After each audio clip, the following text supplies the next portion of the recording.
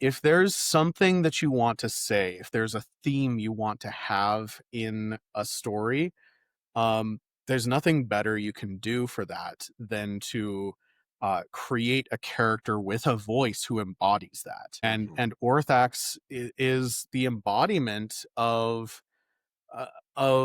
vengeance for its own sake. He is the embodiment of this kind of classic trope of vengeance will only hurt you in the end. I think having there be a literal demon who's there to turn you against your own people. And this episode does such a fantastic job of showing both embodying this vengeance, but also not taking the agency from Percy. Dragonclaw, wing and scale. Come now, let's examine a tale of the greatest beast ever considered. Another episode of Big Flying Lizards.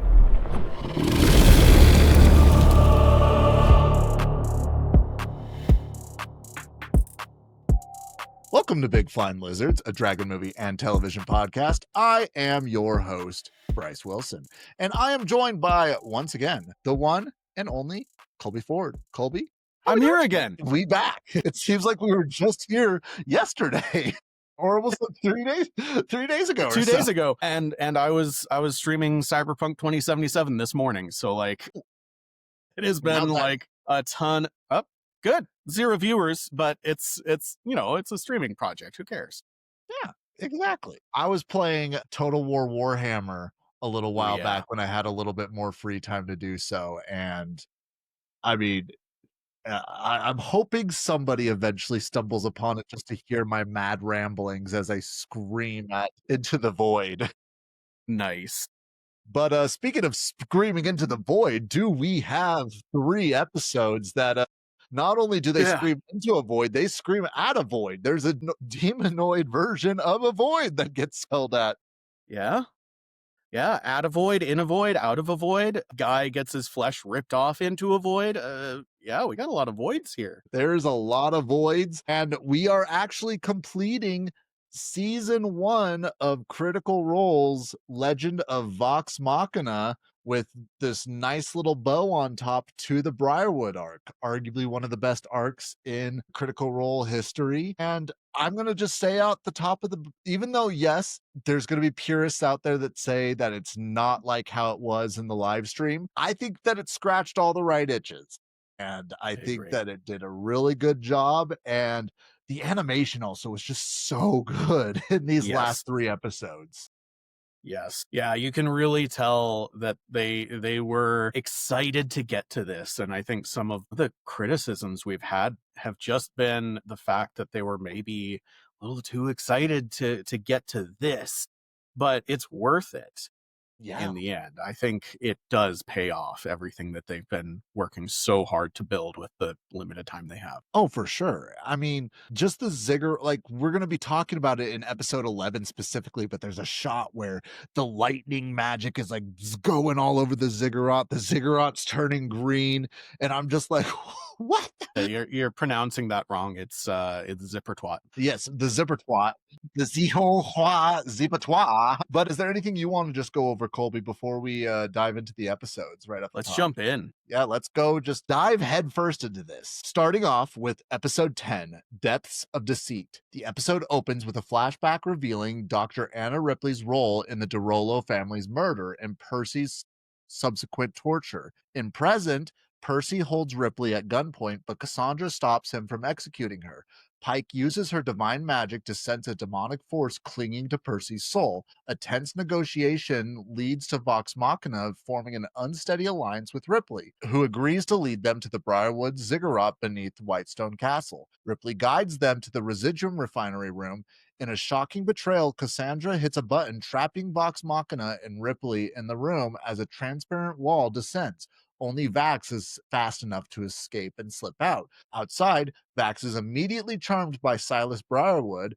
Percy confronts Cassandra with her eyes glowing, revealing that she's also under Silas's charm. She declares herself a part of the Briarwood family. Briarwoods, Cassandra, and the charmed Vax walk away, leaving Vox Machina trapped in the room, beginning to fill with acid.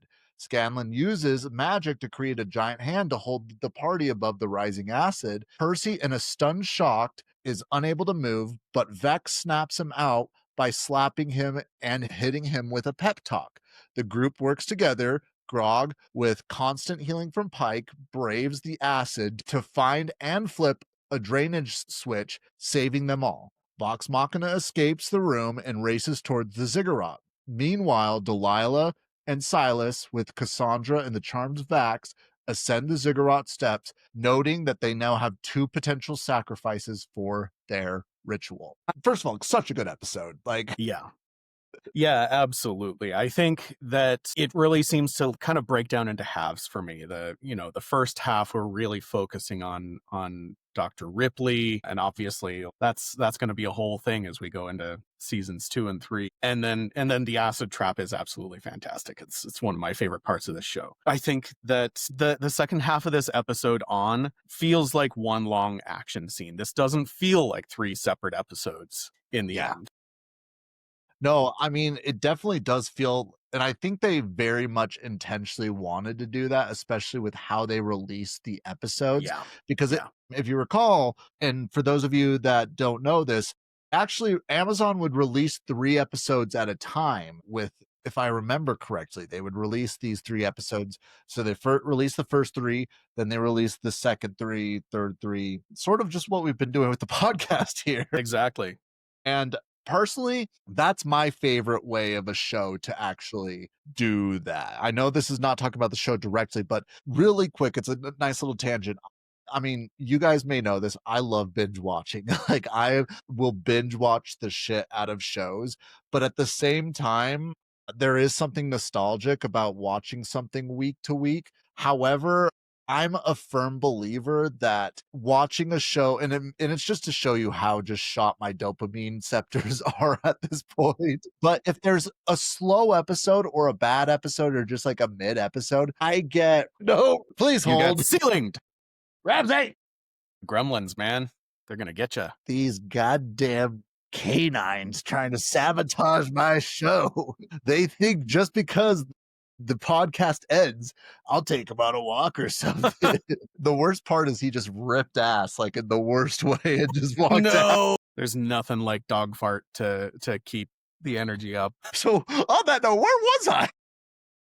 Streaming and binge watching. Yes, binge watching. So if there's a slow episode or if there's a mid episode, it's really hard for me to get excited, especially with just life as busy as it is. If I'm not just completely invested, I'll just give up on the show like after that week and maybe come back in like a year or so to rewatch the show and be like, oh, I missed out, yada, yada, yada. But at the same time, like, it's one of those things where I really appreciate Amazon in releasing the 3 episodes because it still scratches that binging itch. And if there is one of the episodes that's a little bit slower, I mean, not to rehash this whole thing that we talked about with the first 3 episodes, if it wasn't for that 3rd episode, I probably would have given up or at least not checked back in with Legend of Vox Machina until the show was entirely out, which, I mean, wouldn't have been the end of the world, but at the same time, like, I would have missed out on so much. Yeah, absolutely. I think that's true for a lot of people who weren't existing Critical Role fans who were watching this as it came out. Only the first episode or the first 2 episodes were available. I think a lot of people would have written it off and never come back. Absolutely. Well, and I told myself I was not going to talk about Mighty Nine because I haven't watched it, but I'm really excited from what you mentioned, Colby. Again, I haven't watched this, guys, and no spoilers, but in the first episode, the only main cast people that are actually brought up is Caleb, Knott, and Bo. And I think that that's actually really perfect because the biggest criticism that we've been giving Legend of Vox Machina is that we're trying to learn all these characters all at once, and it just seems so overwhelming. And it's reassuring to see that they are actually like giving the time and place to be like, okay, no, this is Caleb. This is Knott. This is Bo. Don't worry about anybody else until next week or whenever the next episode drops. Yeah, I feel like they from what I saw from that first episode that they've dropped on YouTube, they seem like they've learned a lesson that they shouldn't be introducing all of the characters at once, and also trying to introduce the world and the villains, and there's a lot of work to do, of exposition. And if they're really in it for the long haul, they want, at least I hope, they're focusing on giving us the space to breathe and get to know these characters, which is such a good move. For sure. Oh, for sure. And I mean, especially with how much depth is in each character. Again, not saying that there's not depth with these characters in Vox Machina, but these characters are certainly more surface level with a lot of them. Like, I don't even want to say surface level, but I mean, if you look at Grog, like, yes, there's things that he's going to work through, especially after getting a particular sword in this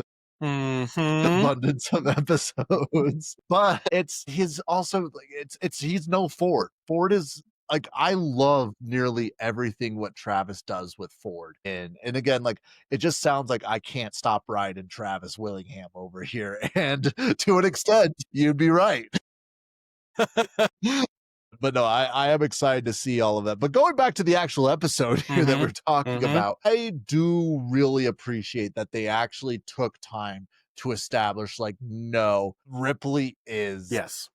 evil. Like, it with Yeah. all the other ones, it seemed like it was a quick, like, oh yeah, they're just comically evil, or they're just like, oh yeah, they're bad because they're bad. But with Ripley, they're like trying to emphasize, like, oh no, she tortured Percy, she shot Cassandra, and she genuinely enjoyed torturing them. And what's this? She's developing a gun. Uh-oh. Olive. Sorry, I've been crop dusted.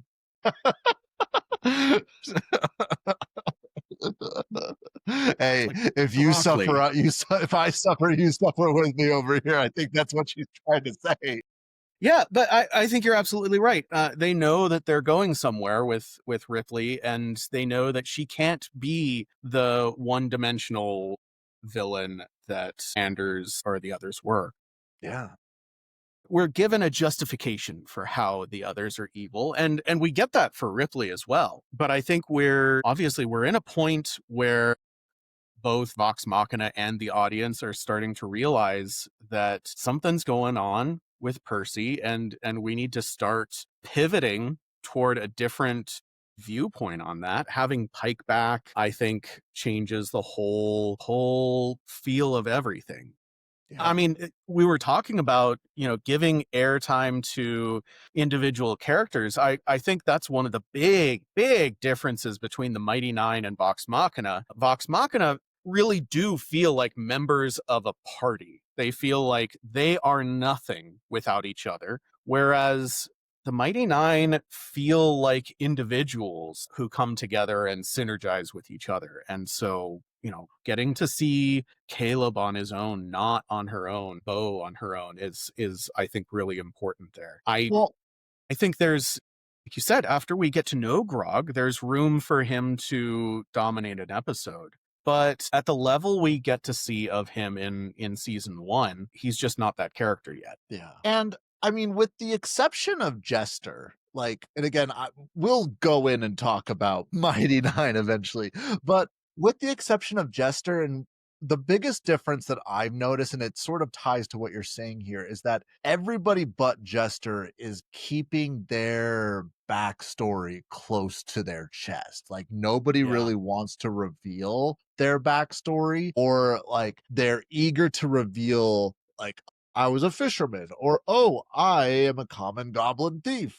But no one's actually going into deep details. And I really think, and again, tying this back to what we're watching right now, it's because of Percy that they're doing that. Because I think everybody was like, Vex and Vax, we are half elves who our dad sucks. And like, our mom was killed by a dragon. And even in a Vox Machina, Liam said that the way he viewed it, almost, of his mom being killed by a dragon, was like the fantasy version of your mom dying in a car crash. Like, that's just like, it happens to everybody. Like, I mean, we all need to remember that most of these characters were established for a birthday one shot. Yeah.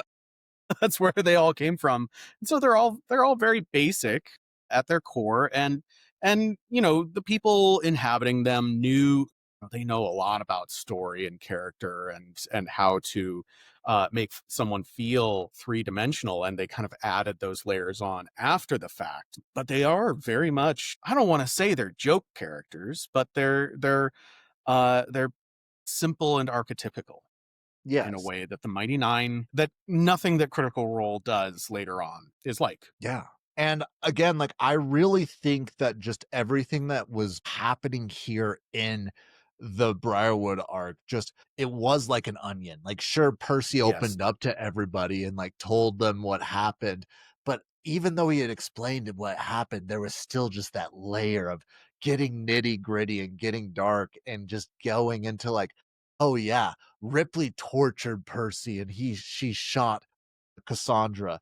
Anders is just completely disrupting Whitestone and turning it into a radioactive wasteland. But Delilah's turning all of Percy's ancestors into slaves essentially through necromancy. Like, just each time you're learning something deeper and deeper that's more and more evil, even though, yes, it's fucked up in that moment, it just makes for such a great story. And in the Mighty Nine, you can tell that they're really wanting to get something similar with, like, it's what we've talked about before, where new players don't really go that deep into creating backstories until they see somebody with a deep backstory, and then they're like, oh, Yes. I want that. Like, I Yes. want that. Yeah, absolutely. They're like, oh, this is what you can do with a detailed backstory. I think even the Tyranny of Dragons campaign, the last campaign that I had you in, I think I was already using the concept of knives in making backstory and creating a backstory that gives your DM things that are going to hurt, things that are going to create conflict for your character. And I think it's so important to do that. It's easier than it sounds, but also if you don't realize, what needs to go into that, nobody's born knowing how to do it. Yeah. And I think that that's where it is so beneficial to have like a Taliesin at the table, because Taliesin arguably knows TTRPGs better than Matt does, from what I understand. So having him at the table to be a combination of the star student and the Mm-hmm. guinea pig, just to show everybody. And again, I know I've mentioned this somewhat similarly, but having Kimmy in my D&D campaigns is really good, because I mean, she's played in several campaigns that we've played Mm-hmm. together, and she understands the game. She understands the importance of having a backstory, and Yeah. she really Yeah. just is showing that importance and showing to new players like why it's a lot more Yeah. fun to be able to have knives to be get stabbed into. Exactly. Yeah, but I mean, you're absolutely right. To this day, I genuinely think that if you're looking for a shortcut to assemble a good D&D group, a really good way, a good formula is to make sure you have at least one person who's completely new to it, and make sure you have at least one person who's done it a lot. And that interplay is going to give you some of your best stuff. Somebody who's completely new doesn't have these hangups like never split the party and stuff like that, and will try things that veteran players might not, whereas a veteran player can show those new players what's possible in terms of the storytelling. And you might find this I don't think you actually would find this controversial. I think you would actually agree with this, but I think it's more important to a D&D campaign success to have a veteran player than to have a veteran DM. Because I think a Yes. veteran player can help a new DM so much more than a veteran DM can help new players. Yes, absolutely. I mean, as one of those veteran DMs, I can absolutely tell you that like experience matters, but absolutely having somebody who knows how to play the game, and who really enjoys it enough to do it a lot, and who is on the same footing as the other players can really be important. And also, a veteran player, if you are a veteran player and you're joining with a new DM, don't forget that you can help your DM as a player. You can suggest storylines. You can be the one who sees the big red button that needs pushing, you know? Well, and I mean, just be candid, and I think I've mentioned this before. Like, I think like one of the most important things that for me being a DM was when you were a player character in my Curse of Strahd campaign. That was my very first time ever Mhm. Mhm. DMing, and one, I'm not gonna lie, it was a little intimidating for like the first couple sessions, but then I realized like, oh yeah, Colby's not judging me by any means. Like, oh, not to my face at least. But at the same time, like I always knew, like, oh, if I didn't know something or if something like I was falling short, I could always be like, hey, this is right, Colby, and you'd always give me the best bet. But Mhm. also, you definitely had the attitude of like, hey, this is your Yeah. game, you do what you want to do. Yeah, absolutely, because DMing can be so intimidating and so much engagement. You've got to think about not only this overly complex rules system, you've got to think about what are your players planning? What might go down well with this particular party, because every party is completely unique. There is just so much going on, and again, having that support is so important. I mean, I actually find it really fun and ironic that Josh is here now watching us, it looks Yeah. like. And that means that there are 3 people here who have run Curse of Strahd, and I'm the only one who hasn't finished it. Well, speaking of that, we got Josh saying, sorry, I'm here. It's been a minute since I joined in here. Josh, I have missed you. I am glad you're here. We are excited to talk about Vox Machina.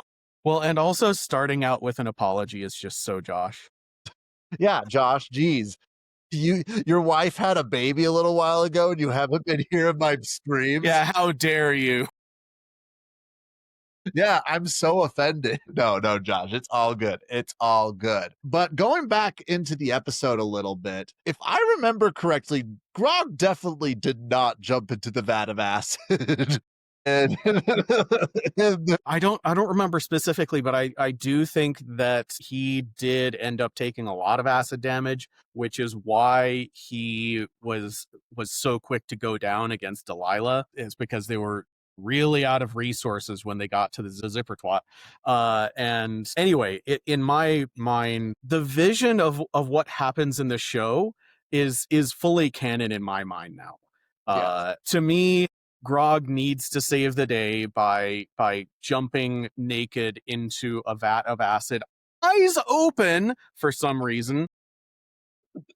Yeah, he closes his eyes during combat, but leaves them I open while know, swimming. right? He's like, yes, I need to see. No, But I mean, I mean, what an incredible moment, though, no, for with sure. Scanlan going for the heavy metal ballad. I think that showing some effort in concentrating on a spell, making it do something it can't normally do is a great way to go, and it gives Scanlan a great moment. It gives a picture of exactly how Vox Machina is. To this point, they've been very reactive. It's when they start working together and really synergizing between what they do, specifically in the show, and by what they do, I just mean like kind of generic looking spells and superpowers, but Pike's healing power plus Grog's ability to take any punishment and almost enjoy it. Yeah. And Scanlan just being able to sing his little heart out. You put all of that together and you get to solve a problem. That's what that sort of trap is about. That's what people are looking for when they put traps in dungeons. And I think most of the time they fall short of that, and they turn into just like attacks on hit points, attacks on spell slots. And this kind of gives us what can a trap in a dungeon, what are the heights that we can attain from a trap in a dungeon? Yeah, I mean, there is something to be said that like what is more of a stereotype than an acid trap, just media in general. So I mean, like I know that it was even said, I'm pretty sure like an acid trap? How cliche is that? Uh-huh. But I do agree that it very much, and it like it definitely felt very D&D in the sense that most of these traps, especially the ones that you would run, Colby, had a timer aspect to it. Like Mm-hmm. even though yes, we're in turn order, you're like, well, I mean, doesn't matter if it's turn order, like you still got to figure this out quickly. And Yeah. that's very much the vibe that was going on there. Yeah. I did want to just discuss one aspect of this episode real quick, and I'd love to get Hmm. your opinion on it. In the campaign, I don't think it was as obvious. Like, obviously, there was something going on, but it was not as obvious that Cassandra was under Delilah's control. And I get why they do it because, again, they don't want to be causing too much confusion with the audience. But Hmm. especially with just what she was saying, I wish we would have found out later that Cassandra Hmm. was under the Briarwood control, because again, that was such a meaningful moment where Cassandra betrays them in the campaign, and Percy is literally like, Taliesin as Percy was just in shock and like in that stupor, and it was really just affecting, yes, Percy as a character, but again, I'm sure Taliesin was just eating that up, like. But yeah, he was like, nom, nom, nom, nom, nom, nom. And what a reveal. I have no clue how they did the reveal in the live stream, but the reveal of this betrayal coming, the first clue of it coming with Cassandra's name appearing on the barrel of the Yeah. pepper box is so strong and so well played. Honestly, can't criticize that even the tiniest bit. That is so good.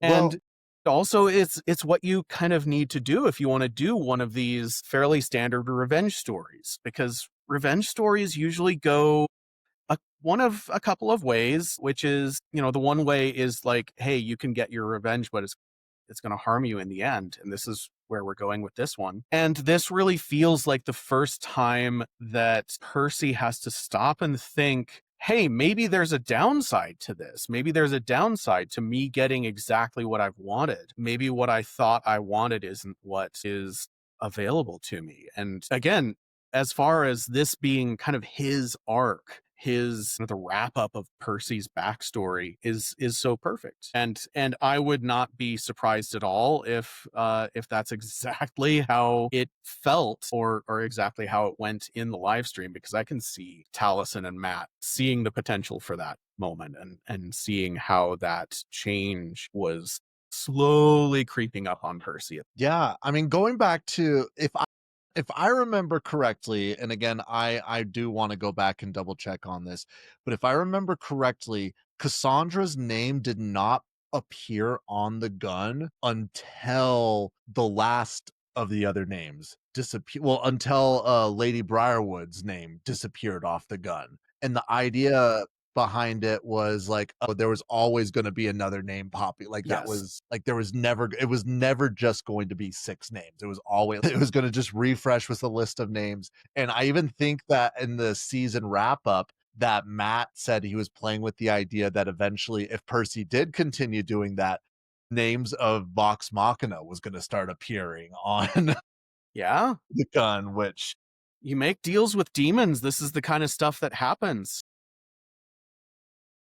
And hey, I do still, as impactful as this episode was, and as we're getting to the end of this arc, I do still feel like there are things that did feel like they went a little fast. I think that, there was room for a couple episodes of Pike having a different adventure. I think there's also a room for an episode where all of these flashbacks from Percy's past are assembled into something that we can understand. And I don't feel like we got that. I don't think we got a sequence of events that leads to this. We just got, pain and death and torture, which, is enough as a character motivator. But I do think that the betrayal of Cassandra could also have made more sense if we had then had a chance to see what she's had to go through living with the Briarwoods for at least 5 years longer than Percy had to. yeah, She's obviously not just mind controlled. yes, I wouldn't believe it if she was just mind controlled. I mean, in D&D, there's ways you can do this. There are spells that'll do that. But I think that, the character was mind controlled all along is honestly kind of a cop out in terms of storytelling. And we later on and in the next episode start to get some of that conflict from Cassandra and see that she doesn't know what the right thing to do is, and she has her own story in her mind as to uh why this is what needs to be, why she can't fight it. No, I really do agree that it's a little bit of a cop out, and I think that if they would have been willing to dedicate at least 2 more episodes, bare minimum, they could have done something really, I wanna say great, but maybe great is too lighthearted of a word Sure. to Yeah. show that, but, like, it would make great television. Yeah. Well, especially in a show where there's a line, "Pull my beads of love." So Exactly. Now, speaking of beads of love, do we wanna just pull that right out and go into episode 11 over here? let's do it. Rip that cord. Rip it all fast. Alrighty. Episode 11, Whispers at the Ziggurat. Vox Machina and Ripley pursue the Briarwoods to the Ziggurat. At the top, Delilah and Silas begin their ritual to the Whispered One.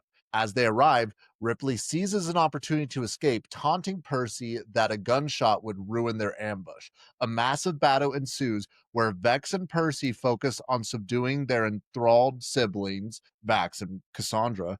Keyleth, Pike, and Grog battle Silas. Scanlan and Delilah engage in a magical duel using silence against each other. Keyleth, empowered by the Sun Tree, unleashes a massive blast of sunlight, vaporizing Silas and breaking through his charm on Vax and Cassandra. A grief-stricken Delilah flees into the Ziggurat to complete the ritual early. Vox Machina follows her inside, where she mortally wounds Keyleth with a Finger of Death spell.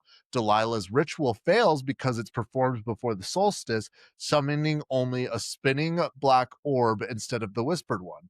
Distracted by the failure, Delilah is shot in the back by Percy. Pike attempts to heal the dying Keyleth, but her astral projection is suddenly interrupted, leaving Keyleth's fate unknown. Such a good episode. Such Yeah. a good episode. And just especially, I do have to realize that if you play Paladin, Fighter, or Barbarian, Hold Person is the worst spell that you could possibly go up against with. But I'm quickly realizing that if you are a spellcaster, I Yeah. think Silence is your Hold Person. Yeah. Yeah, absolutely. Losing the ability to speak or breathe is absolutely crippling to a caster. Uh, anybody who's got a sheet on D&D Beyond, doesn't matter what level you are, go and see how many spells you have that do not have a verbal component. One of my PCs in my Tuesday game has struggled with this a couple of times. Once because she couldn't breathe, once because her head got turned into a fish head that couldn't speak. D&D, I'm telling you. One hell of a game. But yeah, I mean, a wizard, an evocation wizard, who really stands on being able to just blow shit up and then lose the ability to speak, and suddenly, great, you can cast Featherfall, maybe? I think Ice Knife ended up being one of the few things she could use at all, and Ice Knife doesn't suck, but if it's literally the only spell you've got, it's so seldom the right spell for the situation. Random, but And is yeah. Ice Knife a spell that you can cast at higher levels, or is that You just can upcast it. It's a little bit disappointing when you do. It still requires enemies to be grouped up. It requires an attack roll, which can be problematic in some cases. So yeah, this is a great example of, if you listen to last episode and I kept saying save versus suck, this is what I'm talking about. These sorts of spells, I mean, this is classic D&D, a spell where this roll of the dice determines whether your character is going to be effective in this fight or kind of suck. And it's something to watch out for. You want to be careful bandying these things around. Like, I know a lot of times I have accidentally I've realized too late after I, put this thing in the game that, well, I just crippled a character. Or banishment. If your character gets banished and the rest of the party doesn't have a good way to get him out of that, then unfortunately you have just sat a player on the sidelines where their turn however long it takes for their turn to come back, all they do is get to say, well, I'm still banished. Well, I'm still convinced that the reason that the cast of Critical Role stopped doing battle royales where it was like PvP Yeah. or teams was because of that level 20 battle royale that they did. And again, like it's sorry, 1 second. Guys, they decided to start fighting right at my feet over here Bred for trouble. and make it double. But that fight was supposed to be like, and here's the thing, the level was it level 18 or level 17 that they did a battle, it was still one that was not quite like god tier, but it was Yeah. almost there. That one was such an epic one, so going in I was very excited to see this level 20 battle Mm-hmm. royale. And again, like, one, it just shows how broken the moon druid actually is at level Yep. 20. Yep. And two, it just was a little anticlimactic because Grog at a level 20 barbarian got banished, and What are you gonna do? he literally, I'm pretty sure Travis literally says, and I just float there and let the Kraken eat me. Exactly. I mean, this is very, very often people in my games will say, "Hey, what if we did like a battle royale and our characters fought each other and we could see who's the strongest?" Usually what I say to something like that is like, "Yeah, we can do that, but what you're going to find is that the game's not meant for that. It's really not meant for that. Character classes are not balanced against each other the way that they are in other games, and more importantly, the structure and some of the foundational aspects of the game, like the existence of these save versus suck spells, um means that it can also, like, even if everything works properly and you find out who would win, you might not have very much fun at it. I was going to say, I mean, there I'm so split because I've had fun before doing Mm-hmm. a PvP, but I'm also just such a competitive person that when I do get into this PvP mindset, and I think that this is my controversial opinion. If you ever do want to do a PvP D&D, I think it's smart to actually have pre-made characters that are not your characters that you actually Yes. play with, because there's something just emotionally damaging where you're Yeah. like, it's not just you're actually going and being, it's not like playing Super Smash Brothers and you're going and fighting somebody. Like, you didn't create young Link. You didn't create Mm-hmm. Samus. You didn't design this creature. And it, like, you also get to see where all of your faults get pointed out as Yeah. when you're in these PvPs. And Exactly. it's very, and again, like, you there's so many times, and I always do just remind myself, like, it's just a game, it's just a game, but it's Mm-hmm. still also hard to like separate it from being a game It sometimes and really not take is. things personal.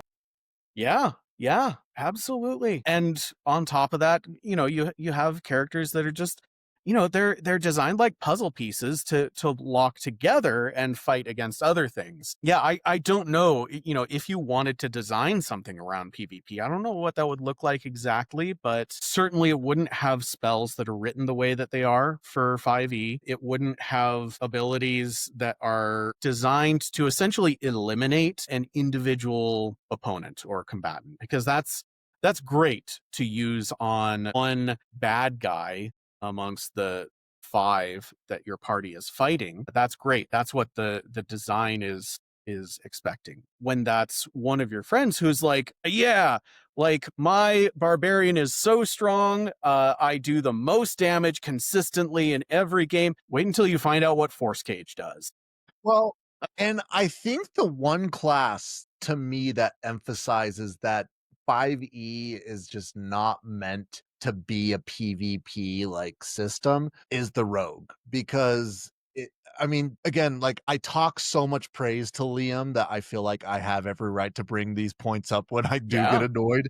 Liam's turns are so fucking annoying during these PV because he literally is Yes. going over and whispering, or he's texting because he does it like, and again, I get it. He's a Mm-hmm. rogue. Like, he has to hide, he has to sneak, like, that's the whole Yeah. thing there. But one, it just doesn't make for interesting story. And again, I know you're not trying to tell a story when you're doing PvP, but it was Yeah. just one of those things where you're just like, really? Mm-hmm. Yeah, you start to realize that this is a form of a game and a form of communication that doesn't lend itself well to keeping secrets. Yeah. To It doesn't lend itself well to stealth in any way. Obviously, like if you're doing this on Roll20, you can hide one person's tokens from everybody else. There's ways to do that, but yeah, you're absolutely right about the rogue. I mean, the rogue is built around sneak attack and stealth, and to a lesser extent stealth, honestly. I think the main thing that the rogue has and the main thing it's built around is sneak attack, and there's two things that activate it, and one is being unseen, being stealthy, and that's the harder one to do most of the time. The other one is having your friends next to the thing that you're fighting, and that's the one that is 95% of the time out there. If D&D Beyond could somehow gather information on, which of these two methods are people using to activate sneak attack, they would find that it really is mostly just having a friend nearby. So yeah, you're right. You can think of the rogue as a class. It's called the rogue, but it's nothing without friends. It's Yes. nothing without its compatriots. The rogue was nothing without its friends. Friendship was the thing the rogue discovered. It was all along. Yeah, Friendship was the honestly, rogue's true power all along the way. okay, new D&D competitor. We're gonna have a class. It's a support class only. It's only good if you have. It's only good for supporting. You know what we're gonna call it? The loner. I mean, I do want to eventually get back into talking about the episodes in a second, but did you end up watching the battle royale where it was Vox Machina versus Mighty Nine? I did. Yeah. Yeah. How was that one? Because I know that was a little bit of that was technically the next battle royale that they ended up doing, but it was a team battle rather than PvP. Yeah, and that does make it a whole lot more interesting, obviously partly because there's the split between the players and you can use that cooperation, but the competition is still there. I do think that was more fun to watch. It seemed to be more fun for the players because there was this aspect of like, hey, let's see what half of Vox Machina versus half of the Mighty Nine would look like. And that's it works a whole lot better. And if you're trying to do PvP in D&D, I think that's a much better way to do it. Yeah. I guess the biggest piece of advice I would give people that are considering doing PvP though is just one, being open and having those discussions before, because I think that's again sort of like pranks like we discussed last time. Yeah. That's where a lot of the chances where people's tensions can get Yeah. a lot. And not to say that we ever had issues when we did it, but it definitely was I definitely felt like those were the more tense sessions. Yeah, absolutely. It's so hard to do any amount of PvP without real tension at the table because people get used to being just by default united on things. And most of us are not actors who are used to separating our personal feelings from what's going on in the game. And it's very hard to do. It's very, very hard to do. So that's why I do think that, if you're new to the game, especially if you're a DM or your DM is new to the game, I would suggest the best rule of thumb is just don't. When you feel like you're ready for it, my advice would be rather than rolling initiative and doing a whole battle, come up with some opposed skill checks to do. Yeah. And narrate it as an action scene, but do not try to use D&D's combat mechanics. They're not designed for that. It will just be slow and frustrating and not very fun for anyone. PvP is such an interesting topic. I'm sure we could spend hours on it, but Yeah. In episodes like this, we got situations where this happens when you get your barbarian turned on you, when you get your barbarian charmed. I mean, that's kind of the place where it does come up in fairly normal D&D games, and usually it's not as hurtful to people. But sometimes I do wish that we could have a scene where player character A wants to do something and player character B wants to do something different, and they have to have it out to decide who's right. I think that's something that kind of is a great building block for good stories, but you just cannot use the regular mechanics for D&D on that. And you have to talk about it carefully. You have to be very explicit about, you know, this is all about the story. This is not about, you know, me, the player, attacking you, the player. No, again, and it just takes time to eventually get over that. I feel like I've taught my players that it's most of the time me not coming at them, that it's the villains there. Sometimes I want to be like, no, this is personal over here. Yeah. Oh, what you said that puzzle was easy? Yeah. What's that I hear? Is that 3 dragons I can see? Absolutely. Well, and that's a perfect example. I mean, for me, I cannot say, like no DM can say that it has never felt a little bit personal when your player characters stomped all over something. Yes. And for me, I've started to be aware that what I'm feeling there in that moment when I'm feeling like, "Oh, this actually just really sucks for me," is that what I'm frustrated at, what I'm reacting against is not losing. I think it's really important to keep it in that place.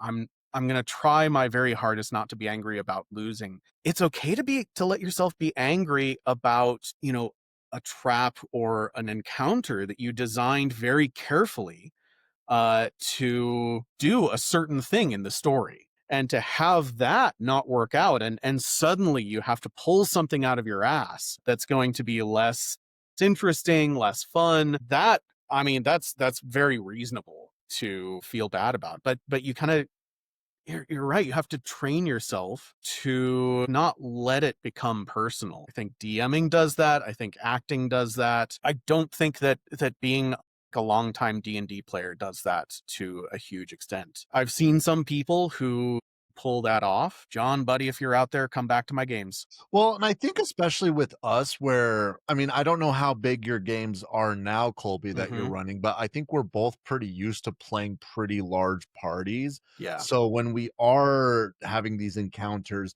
it's a lot more spread out with what we're able to do. But when you have these small groups where I think the average party size is 3 people, it can feel a lot more targeted than Yes. how it is there. Yes. And I did want to just bring up like one thing that I think that the only time I really get frustrated as a DM is when players interrupt monologues or interrupt like me trying to tell the actual story. Yeah. That's the only time that I get frustrated because I put so much time and effort into creating this lore, creating it. And again, like I remind myself, the players are trying to have fun as well. They're like they want to be funny and they'll Mm-hmm. do that. But sometimes it just gets like I'm doing this for you. I'm trying to give you the Exactly. eat the cake, Exactly. eat the Mm-hmm. cake.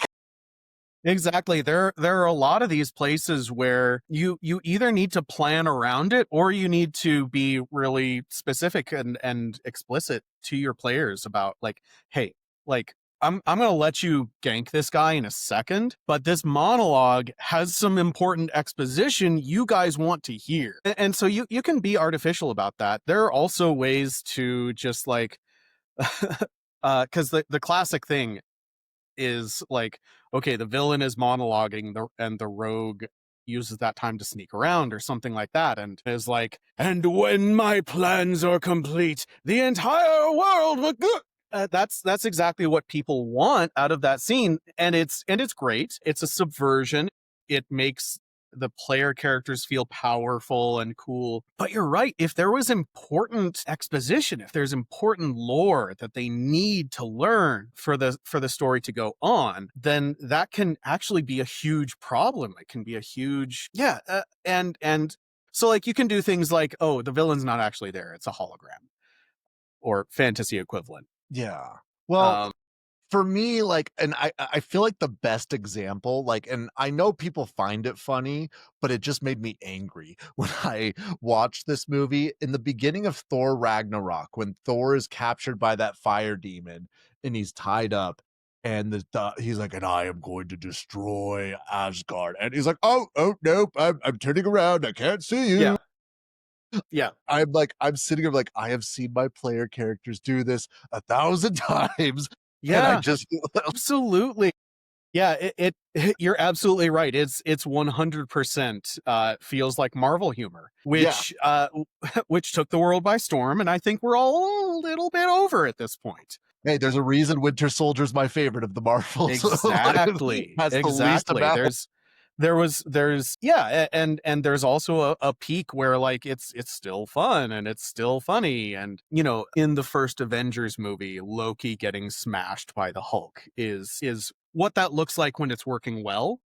Yes. But what you have to realize, and what the players can't realize, is that it was a story where all of the exposition had already happened. We were done.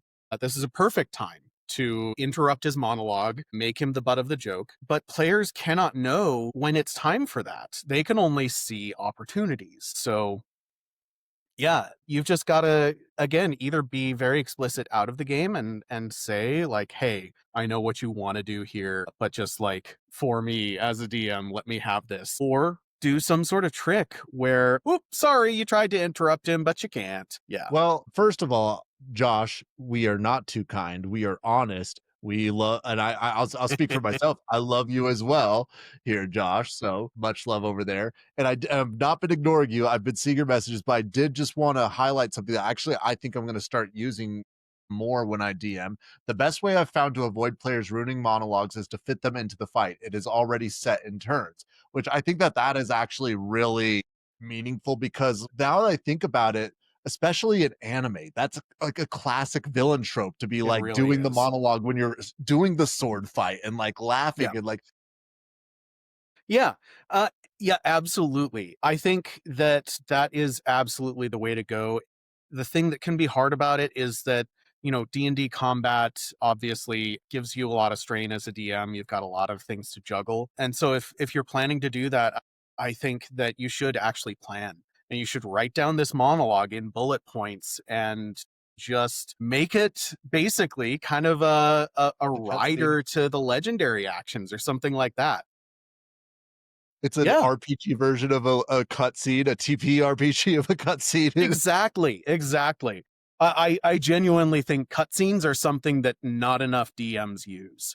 I I think I've used them. I don't think I use them enough. But yeah, and exactly, straight out of anime, have your own overconfident villain deliver a little bit of the exposition every time he has a turn, every time he has a reaction, a villain action or a legendary action or a mythical action or whatever. Just throw a little bit of exposition and a little bit of flavor on that. Honestly, if you're that's one of the things that most DMs I think can improve on, is we tend to have this switch that gets flipped from like role play times where talking happens to purely combat, and learning to mix those together and getting comfortable with both enough that you can do both at the same time is one of those kind of advanced moves, but it's so worth it. And anyone who was wondering how to improve their game, that's one of those ways. And if you can do anything to make it easier for yourself, whether that be cue cards, bullet pointed monologues, or whatever, I mean, or even just literally plan to incapacitate the party, make it, we'll see in an upcoming season when Vox Machina goes to the Hells and they meet Xerxes, and he forces Pike to gamble with him, and he literally just like snaps his fingers, and the rest of Vox Machina are tied up in their chairs and they just have to watch. And that can be a bad thing to do, but it can also be a great thing to do if you really want to. If it's time to get your players to really hate this guy, then make sure they can't do anything about it while he talks at them.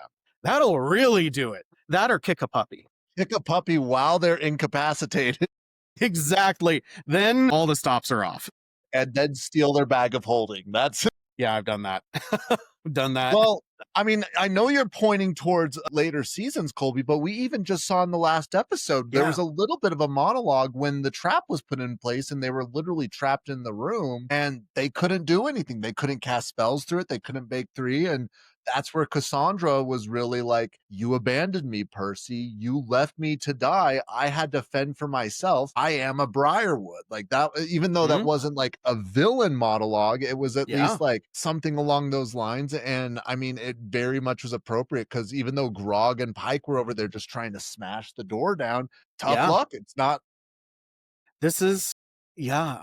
I think another really common thing that newer DMs are afraid to do or are not afraid enough to do.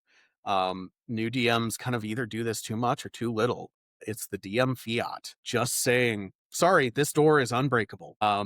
And it's a powerful thing that you can do. It's one of the, it's the main power that you've got as a DM is the ability to just say, this is what happens. And this is what you can do and can't do. And times like that, if you're me and you're really afraid of overusing that power, and you err on the side of letting the players do too much, that's my personal problem. Then those times can feel like, oh crap, I failed my players here. I didn't come up with a reason why they can't do this thing. But I think it's so worth pushing through sometimes, especially if you are doing it to serve the story. Obviously, if you do that just to torture your players, you're doing it too much, and you probably shouldn't be DMing players. If your DM just says, no, you can't do that because I said so all the time, and you lose the ability to do anything as player characters, that's also not good. Have But you considered they deserve it though, Colby? exactly.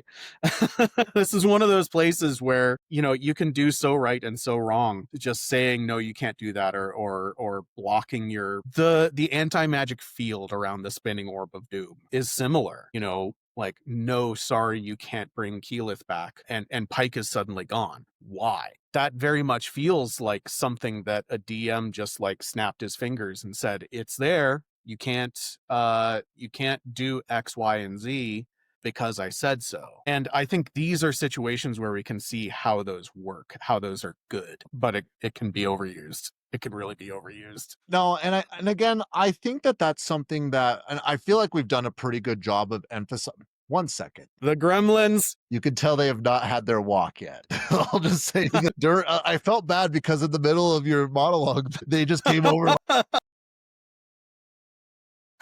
They did one of those things. They interrupted my monologue. Son of a and bitch. now I'm casting banishment on them over here. No, and I think that's something that a lot of players, and I know we've touched on this, that they do something that I don't recommend for about critical. I love Critical Role for so many reasons, and I think they've done so many great things for D&D, but it has definitely given a lot of players a false sense of what Yeah. D&D is supposed to look like. Because Yeah. I mean, you'll hear about the horror stories of people experiencing where they think that their DM needs to be just like Matt Mercer, or they think that they need to be as detail oriented with their spells or with their monologues as Liam is with things. And the fact of the matter is, yes, it's always nice to add as much flavor. But I even tell my players, if you don't want to do a voice, don't worry about doing a voice. If you feel like that takes away from what you're able to do, don't do it. Like, Yeah. do what you think is going to be fun, do what you think is going to be able to tell the best story, and also just know like your DM is not making X amount of money playing each Yeah. session over here. So like Yeah. he's They not going have to be less able. time to invest in it. At least in my case, I have less time to invest in it. I'm not running one streamed campaign a week. I'm running 5. Exactly. I cannot be Matt Mercer for any one of those 5. And yeah, yeah, you're And absolutely again, like not to like again, I think there's an equal balance. Like I think you need to view what they're doing in Critical Role as a goal rather than as an yes. expectation. Like if you're working towards that, I think that's totally fine and I think that's totally acceptable. Like I want to be able to do as many sound effects as and like as and Matt doing like just I know. with opening doors anytime somebody goes in. Like that's Yeah. amazing. I Yeah. don't remember to do that. No. Yeah, and honestly, like as far as role play is concerned, I would prefer and I say this outright in all of my session zeros is that I would prefer like if I have to choose between a quirky funny voice on one hand, you just narrating your character in third person but thinking through their actions. I would prefer the latter. To me, that's the role play I want, is the well thought out actions. The and even if you have to, outsource their thought process and say, hey, everyone else around the table, I'm not sure what my character would do here. This seems like a really difficult situation for him. I think people end up having more fun when you're not so worried about the acting and more focused on role play and on storytelling. And I think that's, if we want to talk about the Matt Mercer effect, it genuinely, I think, is less about Matt Mercer. It's nothing that Critical Role did other than being really good actors, and people, Americans and people watching streaming shows not having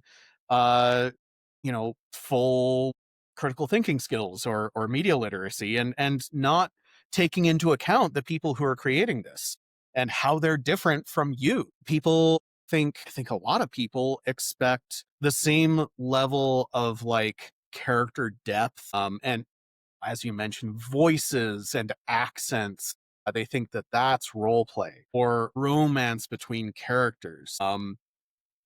Again, to each their own. If that's the game that you want to play, that's 90% romance and we don't even like pick spells, then great. But that's something that needs to be carefully matched and carefully set up for the table. That needs to be something that everybody is bought in on. You can't just say, well, I've watched a lot of Critical Role and I think I have a decent Irish accent. Here I go. I'm the best role player in the world. Well, let's be real. If you watch campaign 2, you think you have the best. If any Irish accent better than what Taliesin was doing is better. It took me so long watching that originally to even realize that's what he was going for. I know what he's done is horrible, and it's just that part of it is so tragic to me. But I found Brian Foster as funny as everybody else in like a lot of the stuff that he did during Vox Machina. So again, that's part of the tragedy to me, is because I really did enjoy just him as a comedian and him as a figure. And again, this got brought up to me because he gave the most shit to Taliesin about Yeah. having, and he's like, yeah, Taliesin, I can't tell you, did you forget your character's Irish over here again? My grandfather forgets he's Irish too, but that's for a whole nother reason. But like, Yeah. Yeah, absolutely. but Yeah. Brian Foster. That's such a can of worms. yeah, difficult thing. Exactly. But speaking of difficult thing, we really haven't talked too much about the episode proper over I know, here. right? It's almost like it's the two of us. Hey guys, welcome to Big Flying Lizards, where Colby and I just do anything but talk about what we're supposed to talk about. Exactly. But I mean, this is the big battle. This is the big showdown. Yes, And they pay that off. This they this did. is, I mean, it's honestly perfect. It gives every character ways to shine, moments of things look really dark for a while there, and then it so thoroughly pulls us out of that. Grog screaming, I can take it, is still just, that's another one of my like favorite barbarian things. Like, I don't care, hit me too. Along with like lighting yourself on fire, jumping off a cliff, battle axe first. That's the barbarian juice for me. Well, not only that, but like I know we've been talking about how poorly we received Pike's storyline, but there was Hmm. something just really awesome about that final showdown between Delilah, who's this Yes. personification of dark magic, and Pike, who's this personification of light magic, and they're just going toe to toe. And I mean, again, like I know that the execution of it may have not been the best, Hmm. but like when you get to that moment, you're like, okay, like I get what they were trying to go for. It's just it shouldn't take 11 episodes to get Yeah, here. like if I had a genie in a lamp to fix the show in whatever way I would choose, I would have that moment, that fight between Pike and Delilah be exactly the same. Yes. And I think, Pike destroying all of these undead, that's her saying I'm back. But her facing off against Delilah is where she gets to say, I'm not just back, I'm better now.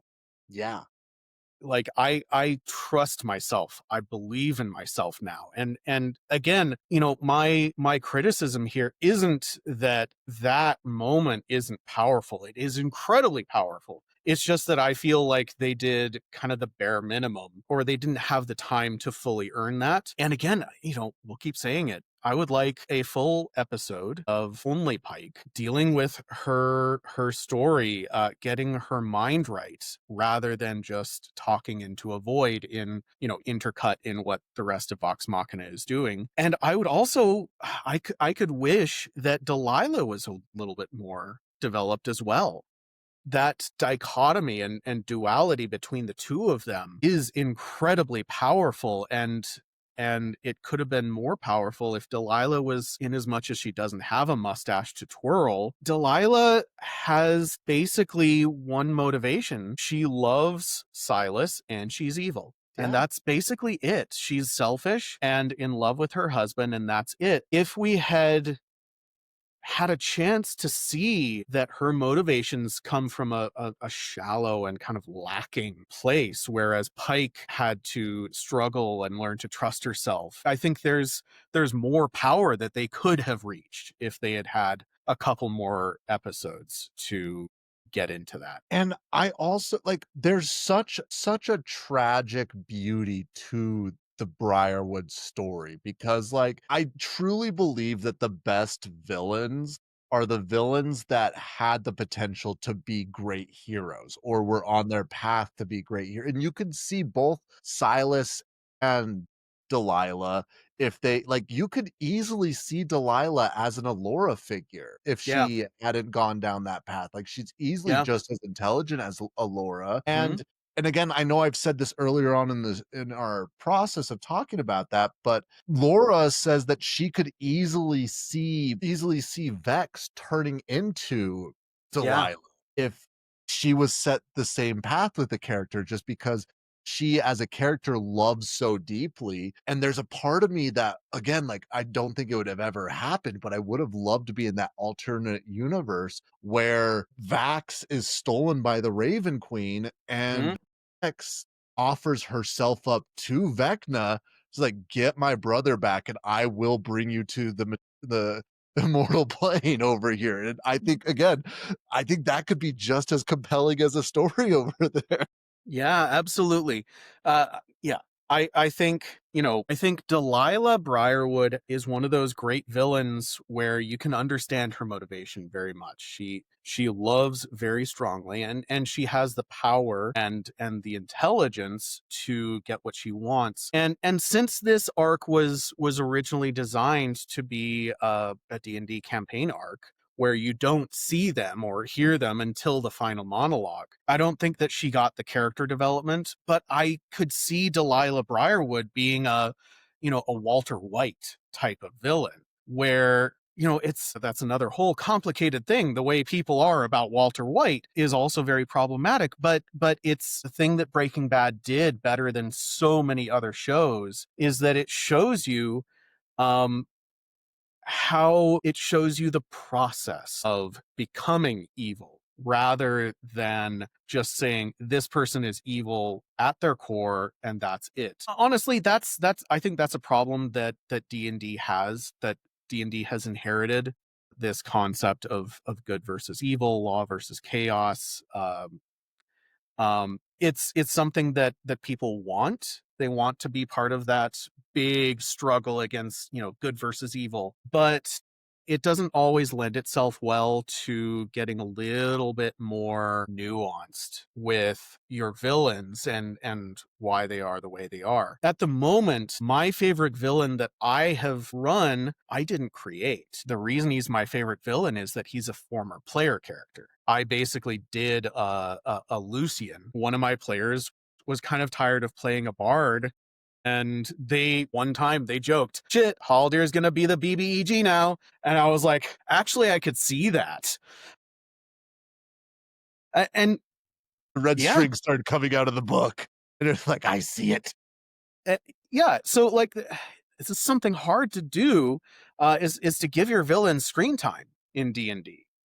This is where I think that cutscenes are a way to go. Obviously, if you don't go too overboard with it, don't read microfiction for 3 hours at your players, but throw in a cutscene showing your villain in their home in a normal day. How do they treat the people around them? And I do think that that's what is so brilliant about campaign 2, because Yes. Matt so masterfully did that with Trent Ickathon. Like, Yes. if you go back and rewatch it, Trent's literally everywhere throughout Yeah. the story.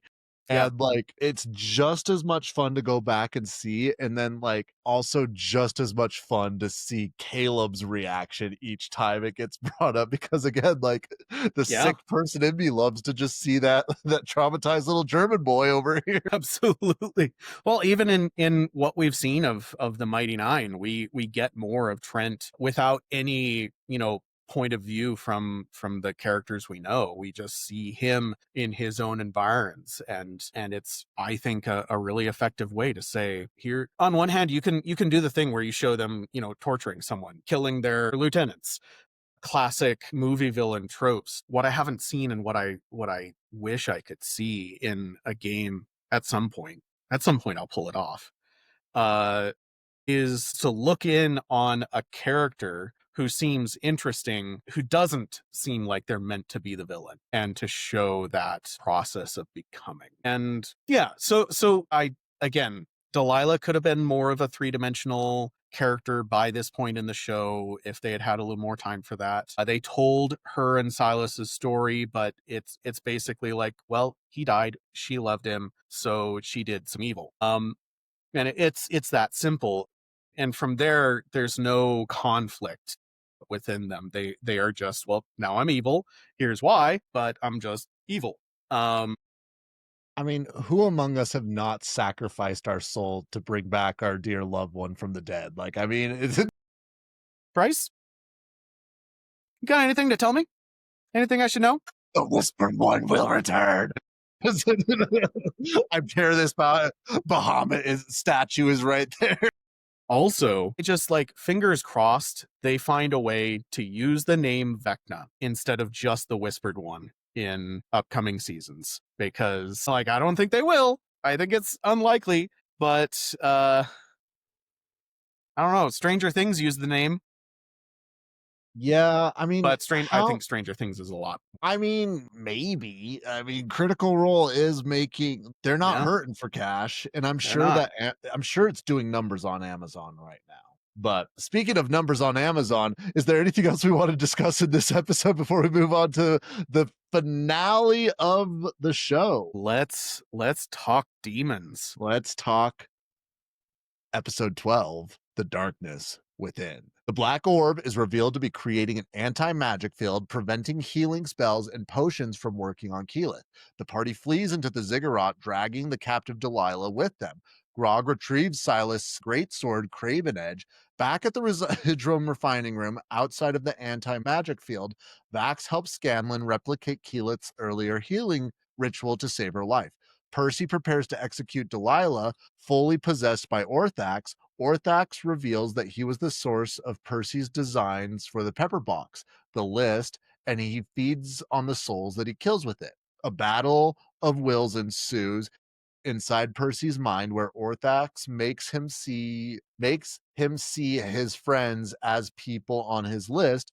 Encouraged by Vex and Cassandra's words, Percy resists and purges the demon, shoots himself through the hand, forcing Orthax out. As Delilah attempts a final desperate escape, Cassandra kills her, finally avenging the family. Believing the demon is gone, Percy goes to retrieve his gun, but Scanlan, realizing the weapon itself is cursed, throws the list into the vat of acid, destroying both the gun and Orthax for good.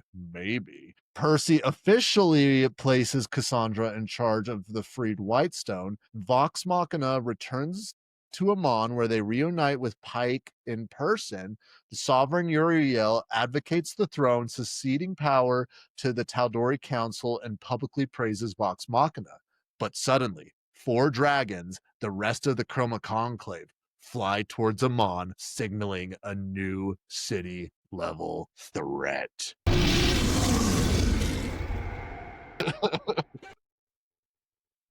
Hmm. Mm, And that's season 1 over there. yeah. Again, such a good episode, and I just have to say, the animation of Orthax, Yes. oh my oh my god. Oh Yes. my god, insane. Like, you could Hmm. where was that when they couldn't have even used like 5% of that for rib size? Yeah. Yeah, I do think that Orthax is another great villain, and once again a great payoff of stuff that they had been working on developing for the audience. Orthax, I think stepping back into pure storytelling, if there's something that you want to say, if there's a theme you want to have in a story, um, there's nothing better you can do for that than to create a character with a voice who embodies that. And Orthax is the embodiment of vengeance for its own sake. He is the embodiment of this kind of classic trope of vengeance will only hurt you in the end, which, honestly, I get a little tired of that trope sometimes in TV and movies, but I think having there be a literal demon who's there to turn you against your own people, to fool you. And this episode does such a fantastic job of showing that, of both embodying this vengeance, but also not taking the not taking the uh agency from Percy. Not taking Percy is every bit responsible for what he does, because even at when Orthax has decided to show himself, take over, do everything he can to Percy, show him visions, show him his own enemies in place of his friends. In the end, this show tells us that it's only Percy who has the choice to decide that his hate has turned a corner, and it's stopped keeping him alive, and it's started to hurt him and those around him. And that's so powerful, and that's very meaningful. I think, that's something that I would expect to come out of my years of therapy, is learning that this thing that I came to do to survive back when things were bad or when things were different can turn around and can become really, really destructive under different circumstances. um Well, I agree. And I also really love a lot of the different aspects that they were doing with Orthax. And there's something very similar to a monster that's there's the parallels there. So bear with me. But did you ever read the Fablehaven books, no. Colby?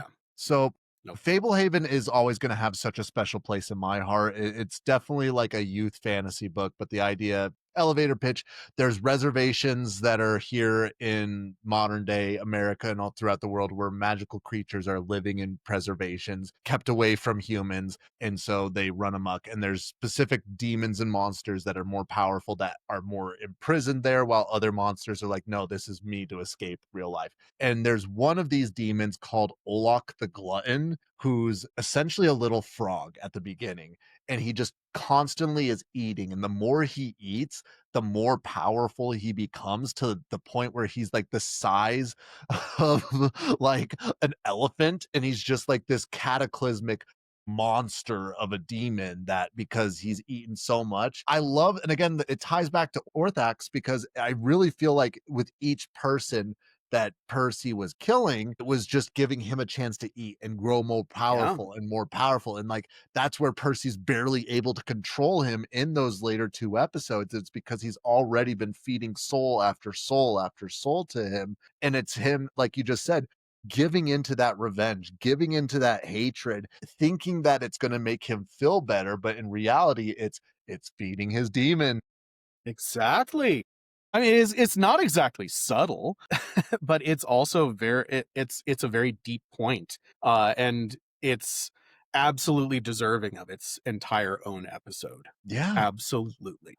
I am so thoroughly like when I first watched it, I was so confused. I was like, wait, like the big We killed battle the is bad guys in the second to last episode. Like, exactly. how's I'm like, that what gonna work? did it? Did Really it did work? though. Yeah. And even just the flashback, like the visions Percy was having that Orthax was giving him were so good as well. And I think that that's also such a good way. I mean, obviously, you need to do it with an experienced player like Taliesin was. And I know this didn't happen in the live stream, but if you do have a player that's going through something similar, you can have it so they're going into their mind and they're like, hey, you see Delilah there. You realize that you had went under and you got healed up. You're in the midst of battle now. You see Delilah, you see Silas, you see Anders. What do you do? Yeah. And you see Silas coming at you with the giant sword. Like you get a chance, and that's a good way for them just to turn that player on the party over there if you want to keep it Yeah. interesting in that sense. Absolutely. And this is Critical Role at its best. This is what they're capable of. They these are all people who are deeply empathetic and have worked on themselves to incredible extents. What's it, Between the Sheets, the interview show with Brian Foster for a while was really, really good. And yeah, obviously, if anyone was going to start that, be the first to throw his own mental health struggles into his character, it would be Taliesin. We saw a little bit more of that later on. I feel like his campaign 3 character is even more that. Oh, really? He's talked about it very openly that new character is about his chronic pain and dealing with that, and he's channeling that, and the best characters that we get out of these people tend to be the most personal. Yasha from Ashley, um she's channeling something incredibly personal there, and this is the kind of thing that I like. If there's anyone out there who's already a fan of Critical Role and doesn't realize the depths that they're going to here, you're honestly missing out. But also, if you're expecting to be able to do that easily and organically and stuff, that should be a sign for you at how good these people are at what they're doing, and how well they've built the infrastructure of their friend group and the interpersonal aspects, and they give everything time, and honestly, they have a lot of kind of bum episodes for these highs to come out. So I think that this is a great example of where the Matt Mercer effect comes from, where the Critical Role effect comes from, Yeah. because you can have these like damn near therapeutic, honestly, maybe even more therapeutic than visits to a psychiatrist Well, storylines. I But mean, yeah. so real quick, Ashton is what I'm seeing. Ashton. Ashton Yeah. is the Yeah. character's name. Mm-hmm. And I also do think, and like for those of you that didn't know, during the playthrough of campaign 1, Liam's mother died during a battle of cancer. And Matt was able, you could definitely see that it was affecting him. And you can also see that he was plugging a lot of his pain and trauma into Vax, and Mm-hmm. specifically with we'll find out because I mean Thordak did show up in this episode. With Thordak killing his player character mother, he was taking a lot of that anger and frustration and sadness that he has felt from losing that out, and I'm sure that it is very therapeutic. I mean, not to be, I'll tell you this much, Colby. Like, I think one of the most meaningful things that you have done as a DM to one of your players was giving Kimmy a chance to take out anger on an ex-partner of hers that you, and like Kimmy Yeah. still talks about like how therapeutic that was for her and like talks about how much she needed that. And not only was it a thing where it was you made it so he was just such a piece of shit, but you also made him so he was low key a little bit of a pushover to actually just beat the shit out of. And again, like as a DM, like there's definitely times and places to be able to do that. And like your players sometimes just need a chance to just completely Yeah, beat the shit out of an abusive ex in a absolutely. Yeah, and I mean, honestly, this is something that you should only do with groups that you know and trust, and with carefully talking this stuff through. But also, this is stuff you should do. Period. Honestly, I think if there's anyone out there who is willing to play D&D and who's not willing to go to therapy, this is your window to heal. This is how you should do it.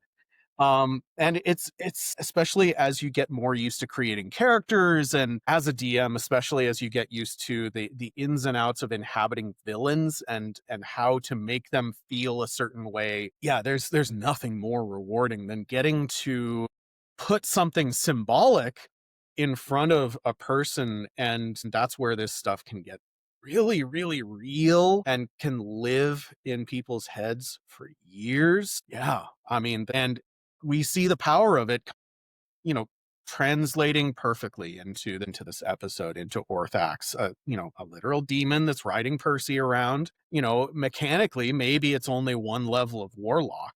I think that you don't even need a level of warlock to go this route. You just need to think it through. You need to talk it through with your DM. You need to figure out how is this going to manifest. You need to be careful about safety with it, because you can absolutely re-traumatize yourself with this stuff. yeah. You And really can. that's the thing too, like, I wanna preface that I am not a mental health expert by any chance. No, same here. Like Enthusiast, maybe. well, I mean, I was a personal trainer, which is pretty much almost a therapist at some point. Yeah, yeah. But no, I do just wanna emphasize, like, there is so much healing things that you can do, and I mean, no matter where you're at with a D&D player, like you can be, and I mean, just to highlight what Josh just said, that he once played a D&D orc that was a raging asshole because he felt like he was a raging out asshole. And I mean, and he's saying he wanted to see if there was a way to get better and change. And I mean, that's definitely a way to be doing. And there's so many things that you can be exploring and doing. And I mean, Hmm? this is such a beautiful game, and I genuinely just love how much there is to it, and I mean, Yeah. it's such a dorky, nerdy game as well, and I love it just as much for that as well. Exactly. Exactly. And I think that the promise of that has been there all along. I think it's taken some years for the RPG community to figure out really what it's capable of, and what's actually necessary to reach that. I think through the 80s and 90s, it really was a game first, and role play second, and in the last 10-15 years, with Critical Role coming around, we've started to see another side of this, and this is the best time that has ever been to be playing D&D. I genuinely think that, even if it's not my favorite system, even if it's not my favorite game or style or genre, this is a time where it's not looked down upon the way it was in the 80s. Well, and not only that, and I don't wanna speak for a lot of your players by any means, Colby, but I'm Hmm. sure that it's such an amazing community builder in Yeah. general, like, I mean, we have our group of friends that Ramsey! God damn it! Well, that's a clip. Please hold.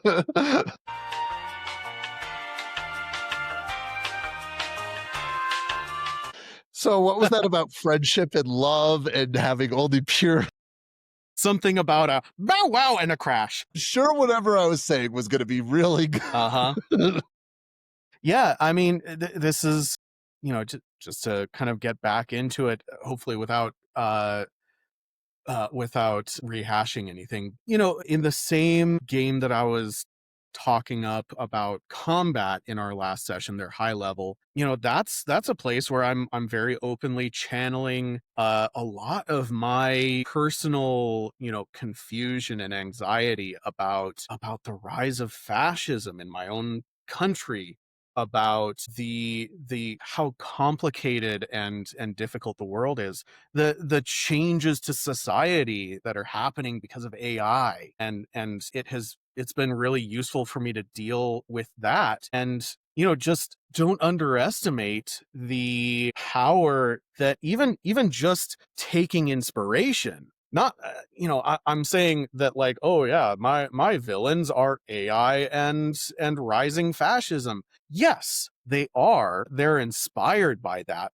But if you're a DM, you're probably going to hear that and think, well, if that's a villain that I know that my player characters are going to beat at some point, don't I need to know, like, what's the solution to that? What's the real world uh uh way that this goes down? As Josh says, it has surprisingly has to do with the name Bubba, it seems, but that's a whole thing that I don't think we should get into. But I mean, this is my invitation to anyone, player or DM. Just be inspired and let the game take it where it will. And even if you don't know where to go with it, even if you just channel some of that and put it into your prep, that process alone is going to help you to think through these things. It's going to help you to think about, what do I like about it? How is it useful? What's good about it? And what is absolutely unconscionable about it? What are the harmful things that's being done? It's just giving yourself a chance to think these things through by trying to translate them into a fantasy story is probably the best outcome that you could probably get out of a D&D game. Yeah. And something that I really have done in this campaign that I'm playing in currently in the DM is, how do I say this? I feel like we're both in very unique situations where we recognize where we're at politically right now, but I think we can also both recognize how we got here and realize, like, it wasn't like, "Oh, we just stumbled our way," like, Yeah. and unfortunately, I know so many people that think that we just stumbled our way into this, and they weren't wanting to look at the warning signs that have been leading along, and again, Yeah. not me being trying to be preaching to my players, but I try to include elements of, like, "Hey, like, there are these stumbling blocks. There's these signs, and they're subtle," and I think that that's something that I, as a DM, do struggle with, that I do make some of my signs a little too subtle in Uh-huh. games. For example, there's one demon, an Oni, who's essentially acting as this mafia coercer of politicians who's controlling everything from the underground. And he's been like slowly building like hatred and discontent between all these different factions and having them fight against each other completely. And the players haven't realized it, but they've been helping spark that, and because he's willing, they're like, Yeah. he has a lot of influence and power, and he's like, hey, if you go do this, I will give you this. And it's like, right now they're going to this main city and they see that there's just riots, they're seeing there's just fighting, and like, because of that, this Yanni's using his crew to just consolidate power within one of the largest cities. And it's definitely just like, hey, like, the warning signs were there, y'all. Yeah. Like, when Yeah. you start pitting each other against each other until finally it's just, Well, and that's a message I hope you get through. Like, especially, to like middle class white guys talking about there were signs to be seen. Probably the two of us, lived through the 90s and early 2000s completely unaware of what, people of color and the LGBTQ community and others had to deal with on a day-to-day basis, who all along have been saying, hey, we're headed for fascism. Hey, guys, we're headed for fascism. Pokemon cards. Exactly. This is again why I try not to say out loud with my mouth to people that D&D can actually heal the world and change everything, but I genuinely think that it's literally the best way I've ever run into to think about and embrace, even if only temporarily, other viewpoints. I think that I don't know, and it's not automatic. You have to still be willing to want. You have to want to do that. You have to, I don't think that playing D&D is going to magically fix people. I think um, there are plenty of bad people who play D&D, and Yeah. there are whole YouTube channels about them. Love you, Crick Crab. I've definitely been to some comic book shops, and I'm like, Exactly. Yeah, leaving now. exactly. Well, God forbid, be a woman in a comic book shop. Yeah. Yeah. Yep.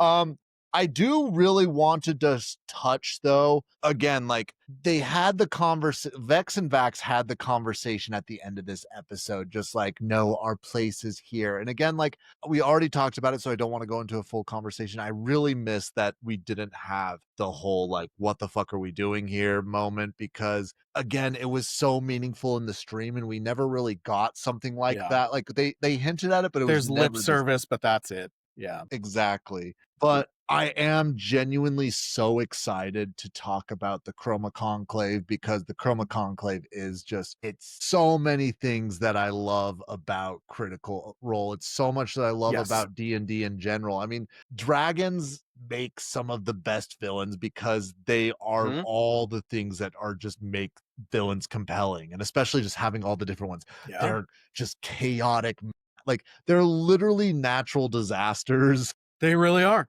Yeah. with personalities. They are conniving and intelligent, and especially Raishan, where Raishan is just Mhm. literally Raishan might be one of my favorite villains Yeah. in Critical Role universe. Genuinely.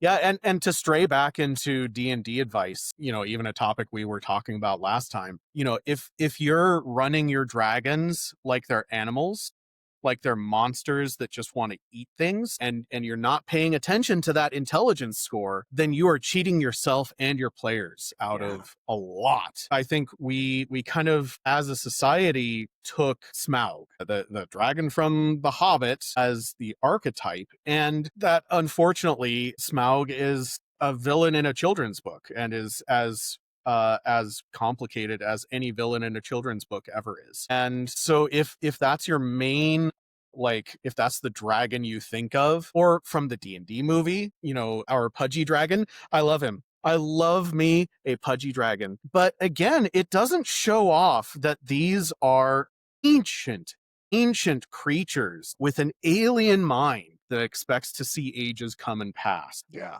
with this core understanding that there is no physical challenge that they cannot surmount with just their natural weapons, and then their mind comes into things. I agree. I think dragons are the best villains Well, when you run them right. even ancient white dragons, which they're Mhm. typically the bestial ones, they still have an intelligence of 10, which is still above average. Exactly. Like It's that's way smarter than Grog.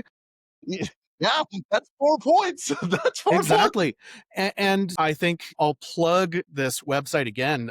The Monsters Know What They're Doing. I think it's Brendan Auman, who's the author there, who just did such a fantastic job of looking at these stat blocks, looking at the lore of these creatures, and really just thinking out logically, what should they be like? And in all of the hustle and bustle of trying to prep sessions and juggle stat blocks and oh, my party just leveled up, do I need to check if they got any game breaking spells? There's so much of this minutia to deal with when you're running D in particular, that is so easy to forget to look at and think about, what would the mind of a creature that is thousands of years old and has never met another creature it couldn't eat or kill? What is that psyche going to be like? Yeah. How do you, and how did it survive so long if it's an idiot? It's another problem with, you, me, and Josh all know, running Strahd in The Curse of Strahd. Because if you put him in a room with the party of the proper level and you just say go fight, he's going to get his shit kicked in real fast. Honestly, he's not that powerful. But then when you really start to dig into his stat block and you realize, oh, he can phase through walls in the castle. That means he never has to fight. Yeah, That means he he's doing it never because he's has bored. to stand his ground. He can just pepper the party.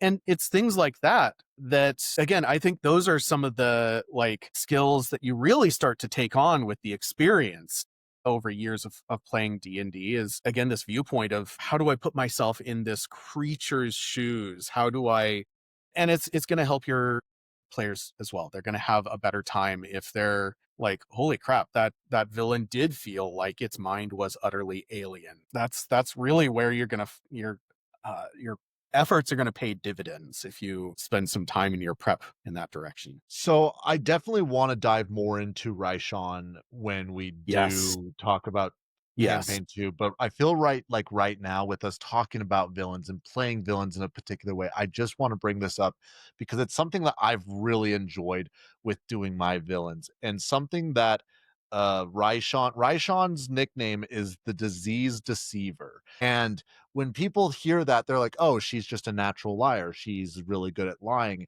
And something that I love about Raishon that I really try to emulate and take for my other villains is Raishon doesn't lie as like telling a flat out lie. She lies through omission. And I love villains that lie through omission Yeah. because that's just so much more meaningful. It's so because especially like it's cheating. Like you don't have to roll deception rolls for this.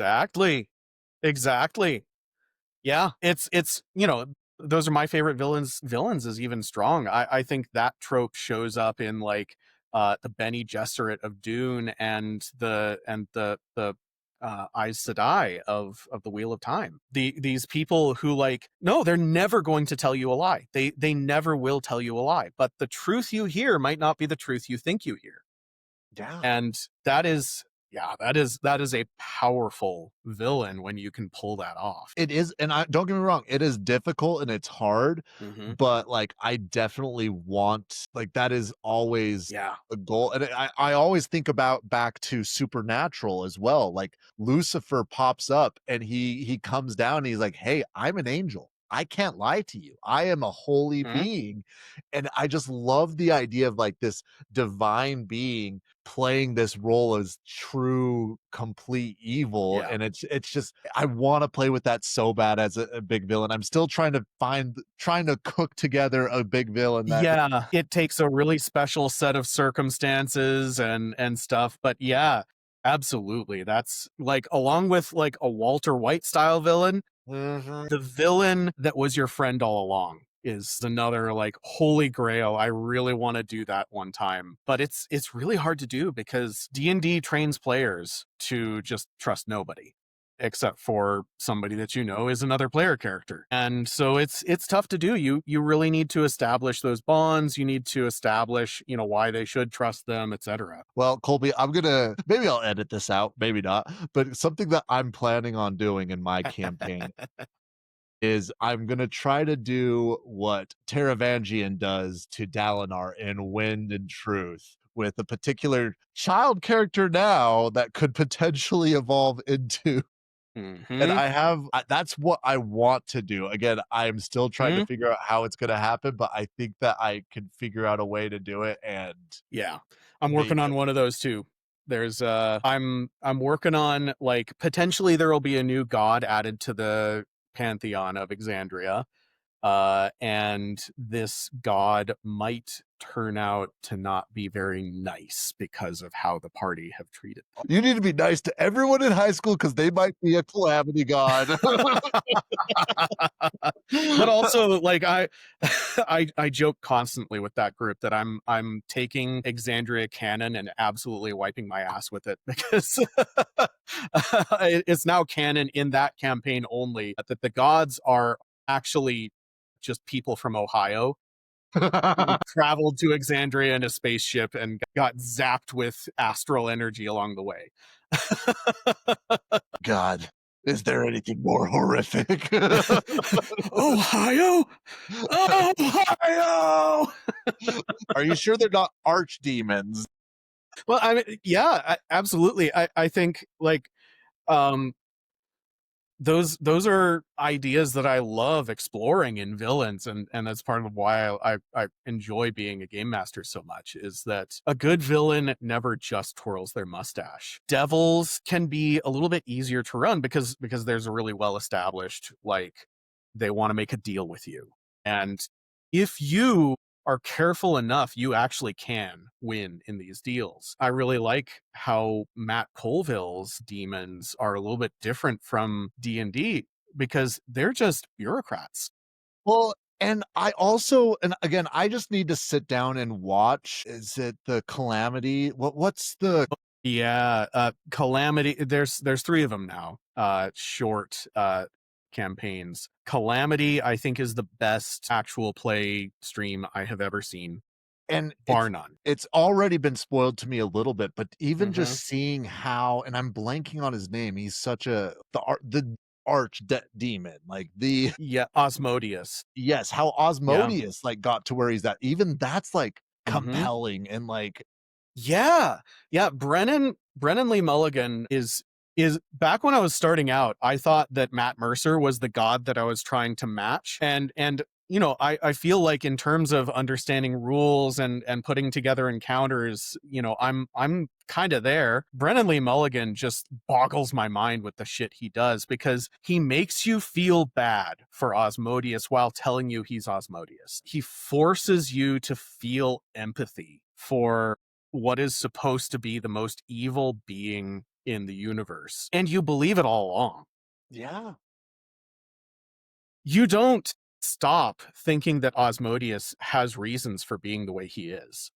Yeah, again, that's a high I'm also just trying to recreate and And that's what like, yes, I think, like, I completely agree with that sentiment. I wanna like, my goal is I want my monologues to be just because when he monologues, I hardly ever hear his play like, his players are almost begging for him to monologue. They I do know, not interrupt, they do not want because they know that solid gold is going to come tumbling out of his mouth, exactly. and it does over and over again. Like, there's so many clips on TikTok, there's so many clips on YouTube of him just going off and just spouting off, and I'm like, "Just go king," and that's what I wanna Yeah, emulate, like, yeah, he's such a wizard with words in the way that, like again, like, Matt like, trying to compare that Matt and Brennan, like, you yeah. can't, they're both gods in their own way, like Hmm. Yeah, they have such incredibly different styles. Absolutely. Brennan is so much more off the cuff, and I think he is less I think Brennan Lee Mulligan doesn't give a shit what people think about his characters. He just feels like he knows what feels right to him and he goes for it, which is probably why the BBEG is always capitalism in his games. But yeah, absolutely. And like, I think you really do need to watch Calamity. And actually, I'm going to put it to you that you need to watch Calamity before we get to meet Xerxes in, okay. I think it's season 3, because Xerxes himself is one of the most tragic figures in Exandria. Yeah, And you that's what you you get I I'm little just gonna do fleeting it. glimpses of it, but yeah. I'm just gonna do it. And what is this blasphemy in here? We've got BLM himself, Brennan Lee Mulligan. If you haven't been watching Dimension 20, if you aren't watching the stuff he's doing with Critical Role, particularly Calamity, it's just 4 sessions. One of them is 6 hours, so it's still long, but it's the best actual play D&D that you'll ever see. Honestly, that's it. Bar none. and I kid, Emperor Vis twin.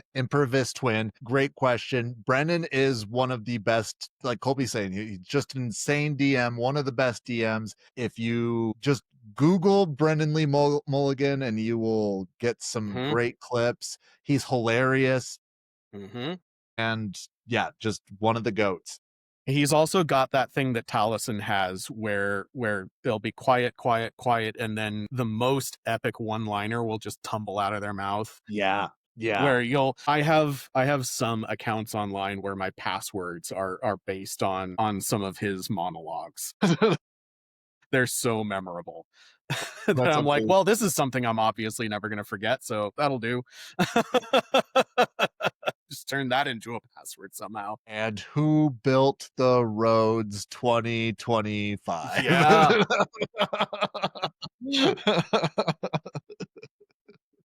uh no, he's great. Really go check him out. But Colby, is there anything else you want to discuss just of these 3 episodes or just in of season 1 of Vox Machina in general? Yeah, I think so. Like from what I remember about the development and release of this show is that they were greenlit for season 2, I think within the week between the release of the first 3 and the second 3 episodes. And so like as a whole, we can tell that this is good. Amazon could tell, the execs could tell that the streaming numbers were excellent when it premiered. And I do think it only gets better. I honestly am looking forward to binge watching seasons 2 and 3 together because I think it was such a shame that there was so long in between the release of seasons 2 and 3. We even lost actors along the way, which is so tragic. Yeah. But yeah. No, it definitely, I mean, it's tragic, and just especially seeing everything that's coming out. And you can make an argument that this is one of the best shows, if not the best show on Amazon that isn't an Amazon original, because Yeah. I mean, I know I haven't watched it, but I know that the Wheel of Time show was not that well received. Yeah, it had such problems in production. I haven't even bothered with the second season. Rings of Power. Mm, Need you say I think Rings of Power is the number one most shit on show on this I know. podcast. I haven't even watched it, and I genuinely don't believe it deserves it the way that season 8 of Game of Thrones deserves it. It's I a don't think beautiful it's show. yeah, I don't think it's a disaster by any means, but yeah, this is I think is rightfully one of Amazon's flagships right now, along with like The Boys and Invincible. Yes. I think I take it back. I think The Boys is the number one show on Amazon. Like, Yeah, it's I'm sure it is. It deserves it. yeah. I love The Boys. I will always carry a torch for The Expanse, but it's a sci-fi original. It's not an Amazon original, so like kind of but that's another of those shows that I will go back to any number of times. Like this one. I get something new from it every time I watch it. And even though the first season does feel rushed in a way that is such a shame, I think that they did better in seasons 2 and 3 and not rushing it, partly because, we have one arc of the campaign in one season. Here, that's what we've seen, and obviously that's rushed. Nobody thought the Chroma Conclave could fit in a single season. It is just a bigger arc, even if you just watch it in their live play.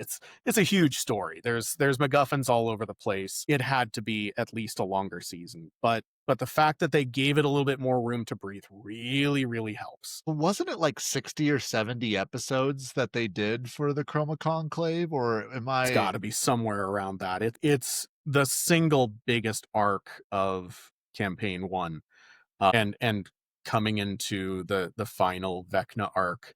There's still a lot that happens, but it really does feel like they're doing a lot of like tying up loose ends, going from place to place, and I'm sure they're going to simplify that. So yeah, I do expect that we'll still keep bitching and moaning about wanting more episodes in seasons 2 and 3. yeah.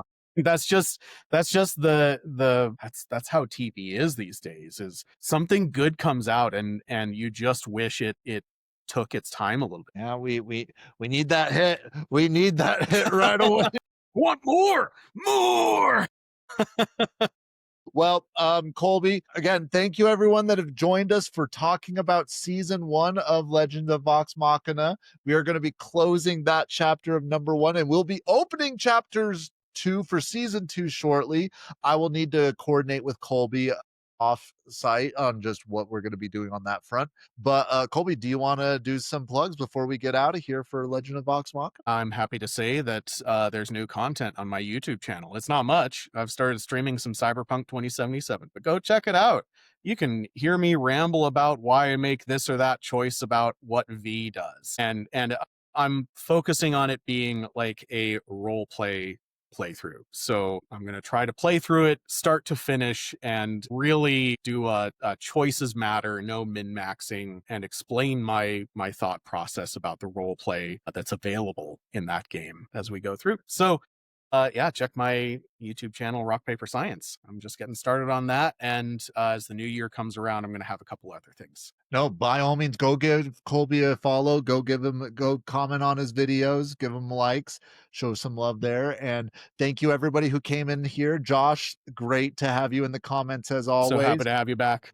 Yeah, so happy to have you back. And per Vist Twin, I if I'm butchering it, I apologize, but thanks for joining in. Hopefully we'll see you here soon. And same spiel as always. Go ahead, like, share, subscribe, share with your mom, share with your dad, share with your grandma, and we'll be back to talk about more dragons later on. And and we love you too, Josh. But until next time, peace.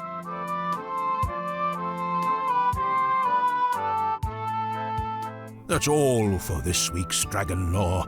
Takes cold and hot, spread shore to shore. Enjoyed yourself? Please join the squad. Follow on social media at BigLizPod. And one quick reminder before you go, to rate, review, and share the show. Thank you for listening. It means a lot. See you next week, same time, same spot.